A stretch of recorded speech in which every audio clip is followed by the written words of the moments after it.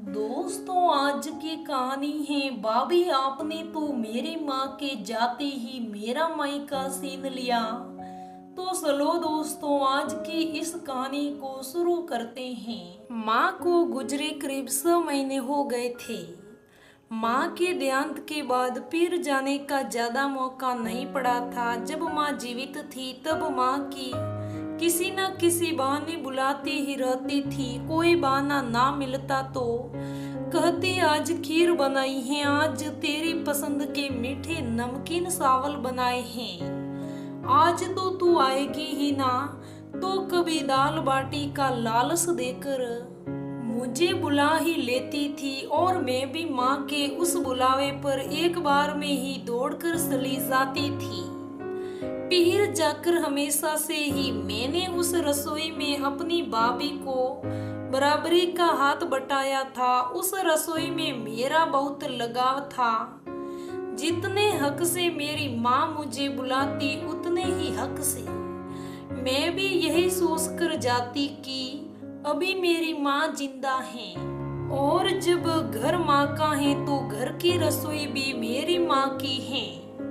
इसलिए जब भी माँ को मेरे हाथ की भुजिया, टिंडे की सब्जी या मूंग का हलवा कुछ भी खाने का मन होता तो मैं उस रसोई में हक से बनाकर वहाँ सभी को खिला दिया करती थी। कभी ये जानने की कोशिश ना करे कि भाभी को ये सब पसंद आता है या नहीं। माँ के जाने के बाद 5 महीने के बाद मेरी बेटी पीयू की शादी हो गई थी और भाभी की बेटी सौम्या का भी रिश्ता पक्का हो गया था। आज सुबह सुबह भाभी का फोन आया, दीदी परसों तीज का त्योहार है, आपको और जीजा जी को तो सुबह के खाने पर आना ही है। मैं पीयू को भी उसके ससुराल फोन कर दूंगी। कुंवर साहब भी त्योहार पर यही खाना ले लेंगे। उम्र में चाहे किसी भी पड़ाव पर हो, पीर से आए बुलावे से तो हम बेटियां वैसे ही सह उठती हैं। और आज माँ के जाने के बाद जब भाभी ने पहली बार बुलाया तो मन प्रशंसा से भर गया। बढ़िया है भाभी, आपके होने वाले जवाई को भी बुला लीजिए। हाँ, उन्हें भी बुलाया है, ठीक है, मैं सुबह ही आ जाऊंगी आपको काम में हाथ बटाने के लिए। नहीं नहीं जीजी, रहने दीजिए, मैंने रसोई को बुला लिया है, लंच का प्रोग्राम है, आप लोग जल्दी ही आ जाइएगा।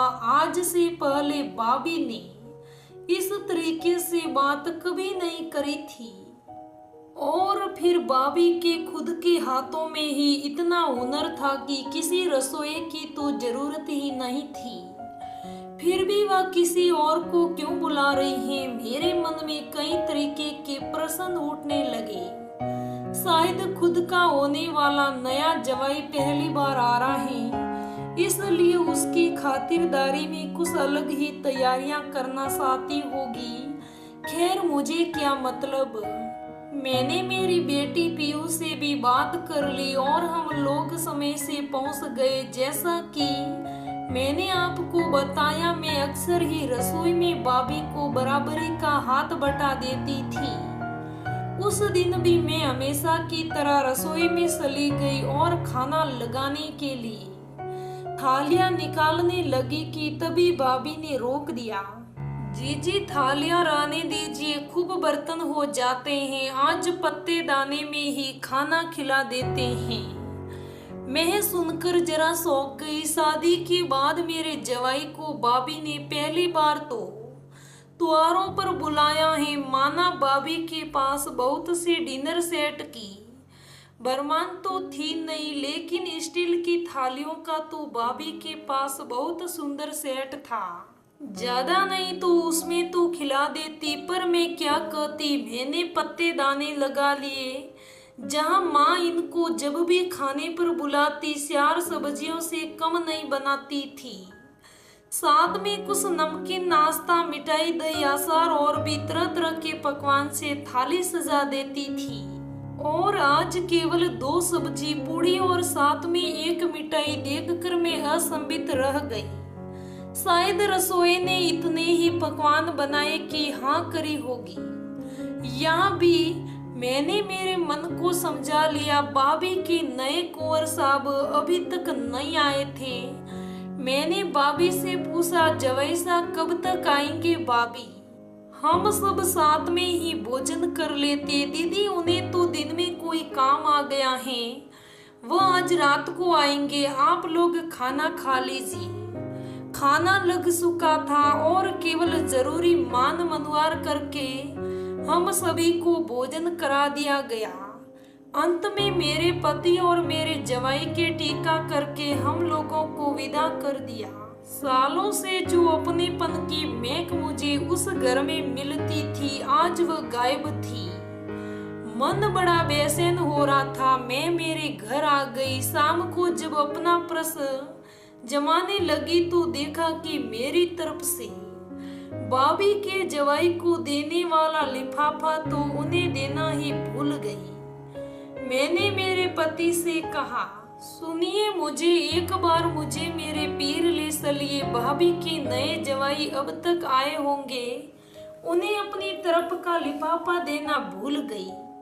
अभी चल कर दे आते हैं। तुम कैसी बात कर रही हो? उन्हें तुम्हें दिन के खाने पर बुलाया था, अब हमारा बिन बुलावे रात के समय जाना सही नहीं है। लिफाफा ही तो है, कोई बड़ी बात नहीं, कभी मिले तो दे देना। नहीं नहीं जी, आप नहीं समझते, जबकि बात जबकि होती है। द्वार आज है तो लिफाफा भी आज ही देना चाहिए, नहीं तो भाभी को बात बनाने में देर ना लगेगी कि त्योहारों के दिन मेरे जवाई पहली बार आया और जीजी से लिफाफा तक नहीं दिया गया। मेरे हट करने पर आखिरकार मेरे पति मुझे मेरे पीर ही ले गए। उन्होंने साफ कह दिया था, मैं अंदर नहीं जाऊंगा, तुम केवल लिफाफा देकर आ जाना। मैं हमेशा की तरह हक से बिना घंटी बजाए घर में घुस गई। सभी लोग भाभी के कमरे में बैठकर बातें कर रहे थे। भाभी का कमरा रसोई से होता हुआ आता था। मैं रसोई से होकर निकल रही थी कि रसोई के अंदर मुझे कुछ समसमाती हुई वस्तु नजर आई। अपने कदमों को रोक ना पाई और चुपचाप वहां चल पड़ी। जैसा कि मैंने बताया, रसोई से मेरा खास लगाव था, लेकिन वहां जाते ही वह रसोई आज मुझे पहली बार पराईसी लगी, जहाँ हम सभी को ज्यादा धोने के बर्तन हो जाने का कारण देते हुए सुबह पत्ते दाने में खाना खिलाया गया। वहीं अभी शादी के बड़े बड़े थाल रसोई में सजे हुए थे, सब में सब्जियों की स्यार शादी की कटोरियां, 2 कटोरियां मिठाई के लिए, साथ ही नमकीन चटनी भी। ढेर सारी तैयारियों के हिसाब से वह थाली सजी हुई थी। भाभी ने नया शादी का डिनर सेट बनवाया था, जिसमें वह केवल अपने नए जमाई को ही भोजन कराना चाहती थी।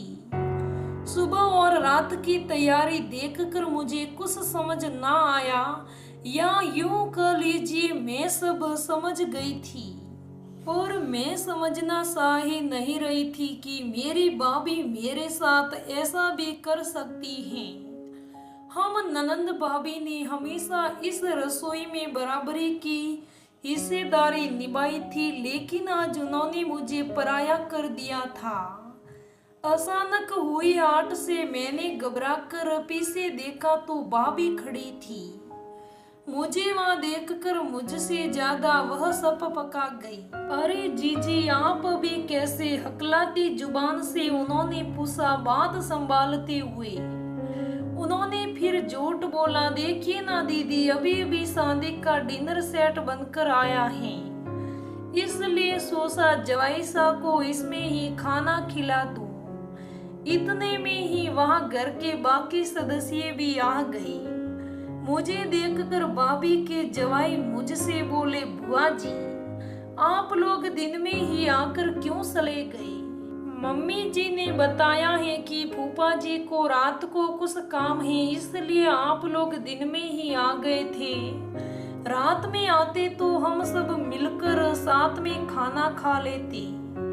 मैं नहीं जानती थी कि भाभी ने मुझसे ये झूठ बोला था। उन्होंने हम सभी को दिन में और अपने जवाई को रात के खाने पर ही बुलाया था। मैं कुछ बोलने की स्थिति में नहीं थी। मेरा तन मन कांप रहा था। लगा जैसे आज मैंने मेरे ही पीर में इस तरीके से आकर बहुत बड़ी गलती कर दी।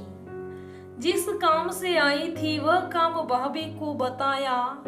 भाभी आज सुबह आई तो आपके नए जवाई के लिए लाई लिफाफा देना भूल गई। मैं तो वही देने आई थी। माफी चाहती हूँ, बिना आपसे पूछे आपकी रसोई में प्रवेश कर लिया।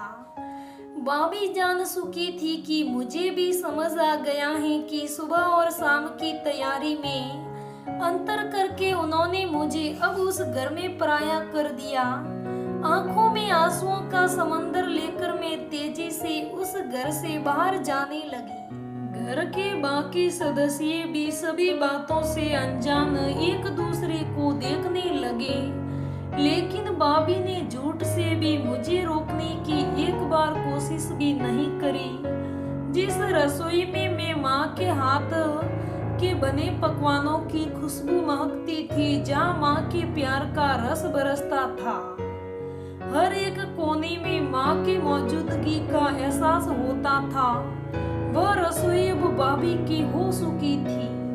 और मैं शुक्रगुजार थी उस भगवान की जिन्होंने वक्त रहते मुझे ये समझा दिया था कि वह रसोई अब भाभी की है।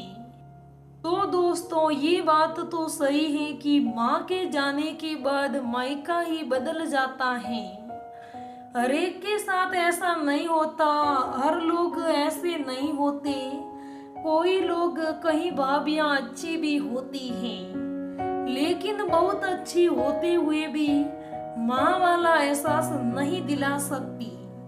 तो दोस्तों, ये आज की कहानी कैसी लगी मुझे कमेंट करके जरूर बताइएगा। अगर कहानी अच्छी लगे तो लाइक करना, शेयर करना, मेरे चैनल को सब्सक्राइब करना। धन्यवाद दोस्तों। हम फिर मिलेंगे अगली कहानी में।